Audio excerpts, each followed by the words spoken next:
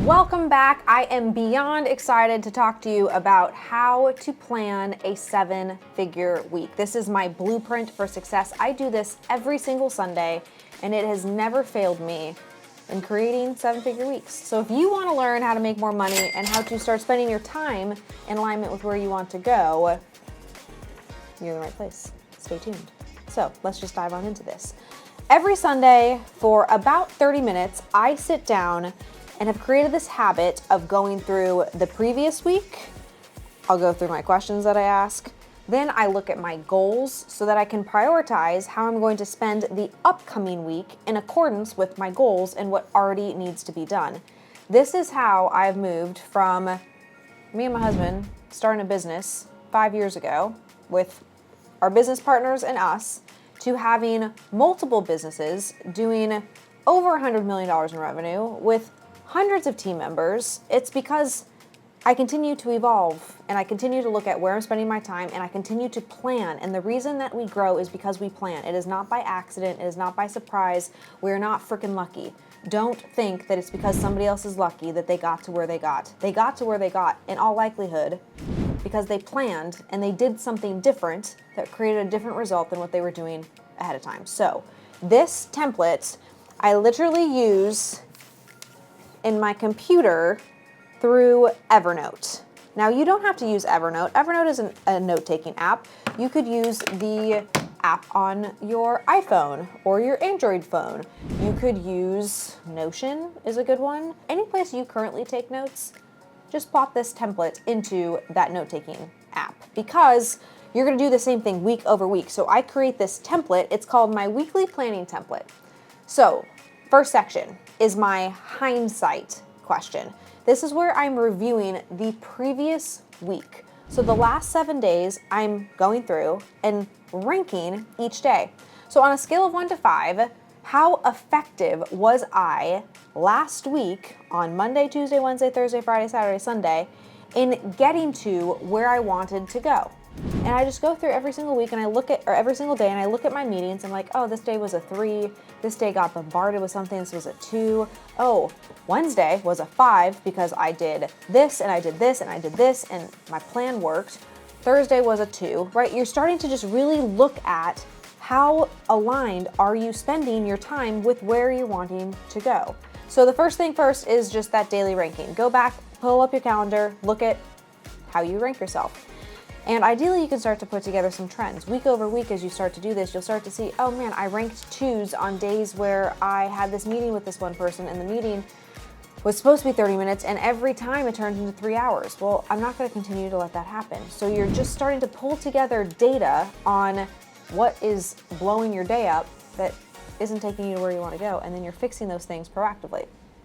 Once I go through and rank each day, I then go into what I'm grateful for. So while I still have my calendar up, you'll literally see, like, I have my 2 tabs. I have my note tab and then I have my calendar tab. And I'm just toggling between these 2 things because hindsight is actually looking at where I spent my time. This next little piece is I'm asking a handful of questions. So the first one is what I'm grateful for. I look back over the last 7 days and I list out a bunch of things that I'm really grateful for. That just gets me in a gratitude practice and is really helped me feel more appreciative of where I'm at versus always being frustrated about where I'm not.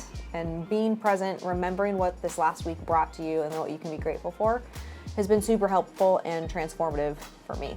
Next thing is what made me happy. You can be grateful for something and you can be happy for something. And for me, those things are often different. So I like to look back and see like what actually made me happy. And a lot of times it's, hey, I woke up at 5 o'clock and I did this workout and it made me happy that I moved forward with my goals. Those happy moments remind me, as I'm about to plan the upcoming week, of the good things that I need to do that actually made me happy because I kept promises to myself. And if you can get happy and start to retrain your brain on, man, that what makes me the most fulfilled is when I actually keep the promises to myself of the hard things that I didn't want to do, but those things actually created the happiness, it makes the forward-facing view look a lot brighter because you know you're not going to be happy while it's happening, but you're going to be happy after it's happened because you did what you said you were going to do. So next up is things I learned. I go back through and I'm just like making short little sentences on things that I learned. What did I learn the previous week?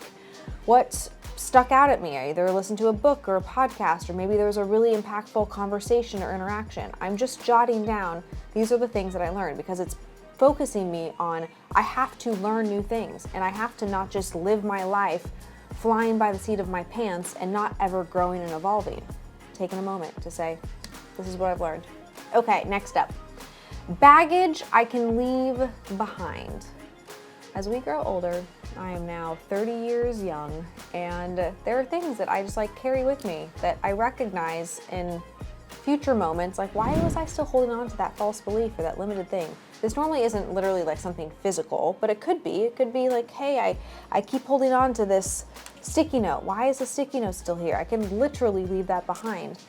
But oftentimes when I'm learning something new, it then triggers me to think why did I have this self-limiting belief? So what can I leave behind because I learned something new that is going to propel me to get closer to my goals? This one is a big one. This next little question is, where did I waste my time? Where did I waste my time? When you look back on your calendar over the last 7 days, where did you waste your time? Now, I can tell you, I happen to have a television fascination with Sex and the City. At any given moment in time, I could pull up Sex and the City and waste 30 minutes, 60 minutes watching Sex and the City. If I have goals and I'm not progressing towards my goals, what is the first thing that I can identify where I wasted time? Likely watching Sex and the City, Instagram, TikTok, X, LinkedIn. You actually do have enough time to get done what you need to get done. You're just wasting it doing things that aren't getting you closer to those things. So I try to be really honest with myself about where am I wasting my time and how do I just remove those things so that I can put more intentional things in their place. The last piece of my hindsight category, where I'm looking at the previous week, is who do I need to follow up with? So as I look at all of the meetings and exchanges that I've had over the last 7 days, it sparks me to remember meeting action items that never even got resolved, or people that I met that I should send flowers to or send a card to and just have some sort of quick touch point with. This allows me to be very intentional with the people in my life, so I'm not just forgetting constantly and allowing other people to remind me to do something as it relates to meetings and connections. I'm proactively realizing, okay, who do I need to follow up with? Who are those connection points that I need to follow up with so that I continue to foster and nurture relationships that could easily just think that I'm not interested just because I never reached out? The next section of my goal planning process, there's a nice little break between the hindsight section, this little interlude, and then upcoming week. So this interlude, I have linked my personal, professional, and financial goals. This is something that we talk so deeply about in my book, Teamwork. If you haven't gotten a copy of Teamwork, you should get your copy. I will ship it to you for free, plus shipping and handling. If you go to cardinventures.com/teamwork, would love to get you a copy in your hands of Teamwork to really dive into the personal, professional, and financial goal planning process.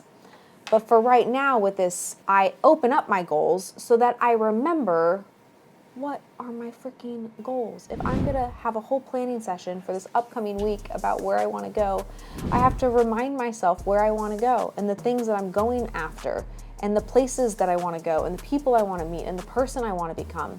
So I take a quick minute to just look over all of the goals that I set out for this year, personally, professionally, and financially, so that then, as the interlude is over and I'm going into this next section, I can properly put the meetings, the reminders, the placeholders in place to get closer to those goals. If you don't spend time and really make time to get closer to your goals, it's never gonna happen. So this is my little injection of my personal, professional, and financial goals. Interlude over, now we are rolling into planning for this upcoming week. So before I open my calendar for the week and get into the blocking and tackling of moving meetings, adding meetings, I ask myself this series of questions. First question, this week, how do I want to feel? I believe that feelings are a choice. There can be a barrage of terrible news, of bad circumstances, of unfortunate events, of things you're just not looking forward to that just smack you in the face all day long throughout any given week. And knowing that these things are likely because they've happened in the past, is it possible for you to choose how you're going to feel during those moments? I believe that there is a choice and there is a way for you to do that, and it's by actually walking through and choosing how you're going to feel. So let's say I have a difficult conversation that's coming up, and I know that this is just not going to be fun and it's going to be difficult for me. Instead of just dreading it and thinking, oh, this is going to be so awful, and making it awful, I choose to feel somewhat positive about it. Hey, I'm having this conversation with this person so that this other group of people can benefit, so that I can benefit, so that they can benefit. So I'm going to choose to feel like I'm doing something productive and I'm doing something that's good for me, instead of feeling like, oh my gosh, I can't believe I have to deal with this. I can't believe that I put myself through all of this stuff. If I'm being totally honest, right before this filming of this video, I was just not in the mood. Not in the mood. But how do I want to feel when I'm doing work that doesn't feel super fun in the moment? I want to feel like I'm being productive, and I don't want to tell myself this narrative that this sucks and this is what my job is like and it's just so awful. I'm going to choose to feel something different. So I write that down here. Then I list out what I want to read or what I want to listen to. This might be a book, this could be a series of podcasts, but I am intentionally choosing for this upcoming week, how am I going to specifically learn and grow by reading something or listening to something that is going to impact me. Next up, I have a little question, which I ask, what am I going to try this week? As I've gotten older, new things become less frequent. And I don't want to stop trying new things just because I'm getting older. I still want to try to listen to new music and try new types of food and be interested and curious about our world. So every week I decide that I'm going to try something new. And then I have a list right after that that says people that I want to connect with. This is a list that I made at the beginning of the year of different people that I want to reach out to over the course of the year and have some sort of connection with. So I remind myself, okay, how am I moving and progressing these very specific, these very intentional relationships forward? So the next section is my habits. I am always intentionally working on a new habit. It might be a daily gratitude practice. It might be eating less processed foods. It might be setting my clothes out the night before so I'm not scrambling in the morning. Any new habit that I'm working on, or a current habit that I'm working on, I remind myself what those habits are to just make sure that I'm making time to actually do those things. Now here's where the fun starts. I, as my last step, have a link to a document that lists the priorities of our business. 95% of my attention is around how am I moving our business forward? What am I doing this week in order to drive results, in order to align our team, find the right clients to hit our business targets, because that is a driving force in my life. That is a driving goal that I have, that I wake up each and every day trying to figure out, how do I get closer to helping 1 million business owners grow their businesses? And so this priorities is a list of all of the core things for this particular quarter that I am responsible for. And what I do is I open up my priorities. There's a list of like 8 of them. And I open up my calendar, which already has meetings on it, already has a bunch of stuff on it, reminders, just like, it's a bunch of garbage that's on there. And I, in a new unit of time on a Sunday afternoon, am looking at this, and I start to remove meetings based on the activity that I just went through, looking in hindsight of what wasn't helpful and beneficial for me the previous week. I just like hit delete. And now, because I've done the first step correctly, which is get rid of stuff first, I can then add stuff. So then I start this process of looking at my priorities and saying, where am I going to make time for these things that I have to put my attention on? And when I do this every single week, it gets me closer to hitting my priorities. It's not like I'm flying by the seat of my pants. I know what I need to do. I made a priority to record this YouTube video. I believe that if you actually implement this content into your business, you will grow. So therefore, I had to make time for this. But let me tell you, there were 15 other meetings that I had to cancel in order to make time for this. But this was the priority over those 15 other meetings. Now, some days, 2 of those meetings might take priority, and YouTube isn't the most important thing. But today, I could fit all of this in because everything else I was able to get done earlier in my week. So I do this every single Sunday. This is something that has been absolutely transformational for me. And I'm curious to know, if you want to let me know in the comments below, What do you do to feel prepared for your week? Is there some practice that you have? Is there some goal setting that you do in order to set yourself up to have a rock star 7-figure week? Let me know in the comments. Don't forget to subscribe. Hit that little subscription button with the notification button so that you know when I post a new video. They come out every single week, and I look forward to connecting with you on the next one.